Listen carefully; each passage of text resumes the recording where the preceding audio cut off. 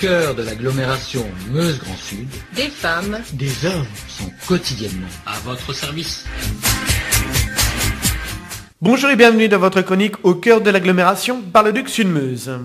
Ça y est, elle est enfin inaugurée. Je parle bien sûr de la nouvelle salle multifonction La Barroise à Bar-le-Duc, qui va accueillir salons, spectacles, concerts et autres manifestations culturelles. Un long chemin pour arriver jusque-là. Martine Joly, maire de Bar-le-Duc et présidente de l'agglomération Bar-le-Duc Sud-Meuse.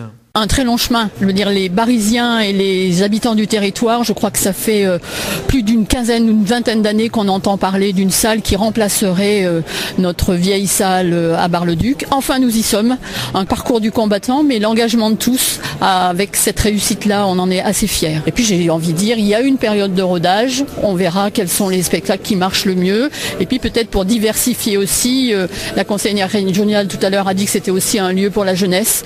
Il faut peut-être aussi qu'on envisage des spectacles pour les enfants ou des choses comme ça, mais je pense que les habitants de l'agglomération répondent très très favorablement. Au début, vous avez insisté sur le mot communautaire, puisque vous voulez que les villages et les communes aux alentours s'approprient cette salle. Tout à fait, c'est un projet de la communauté d'agglomération, donc porté par l'agglomération et la volonté des élus communautaires.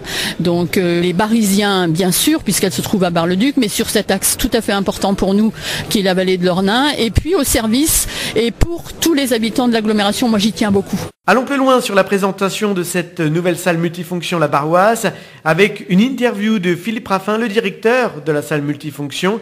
Interview réalisée avec les élèves du club radio du lycée Émile Zola de Bar-le-Duc. Bonjour, bienvenue dans les chroniques d'Émile. Aujourd'hui, nous recevons monsieur Philippe Raffin, directeur de la nouvelle salle multifonction de La Barroise. Bonjour Yvan et bonjour monsieur Philippe Raffin. C'est quoi une salle multifonction ? Une salle multifonction, comme son nom l'indique, c'est une salle qui présente divers événements, comme des salons, des spectacles, des assemblées générales, des congrès, des séminaires. Où se situe cette salle ? Donc la salle, elle est sur l'axe principal direction de Nancy, dans Bar-le-Duc, 300 mètres avant Auchan, un peu avant les Bergères de France.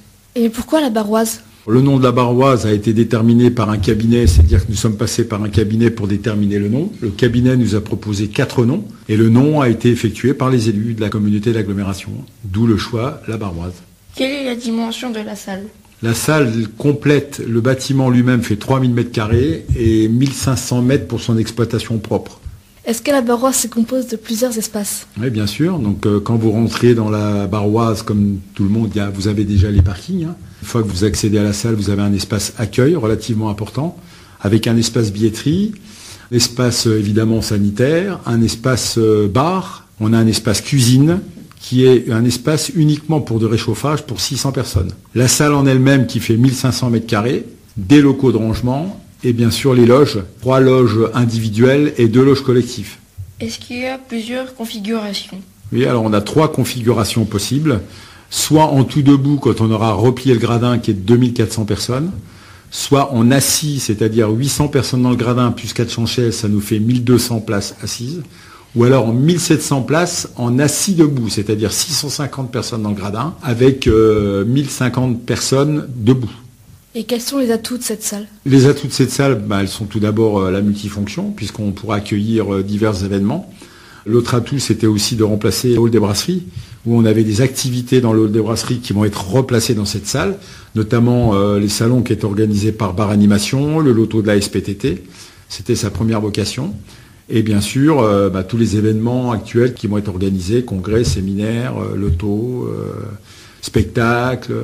Qui peut profiter en termes d'organisateurs de la salle ? Tous les organisateurs, pour l'instant, c'est le monde, ou soit le monde associatif, soit le monde professionnel, des entreprises, des tourneurs de spectacles, toute association, qu'elle soit de la communauté d'agglomération ou hors communauté d'agglomération, avec effectivement un prix préférentiel sur les associations de la communauté d'agglomération. Quelles sont les conditions de la salle pour en profiter ?